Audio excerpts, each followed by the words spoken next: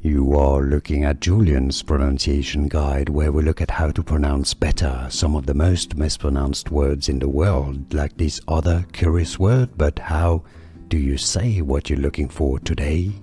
Let's learn how to pronounce this word, the name of this molecule, once and for all correctly. If you want to learn more confusing names from science, chemical compounds, stay tuned. I've got many more interesting videos for you at the end of this one. There are two different pronunciations in English that are equally correct.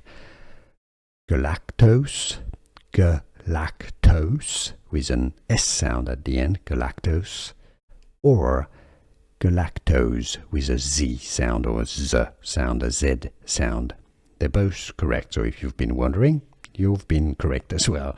Galactose or galactose is how to pronounce it, and now you know.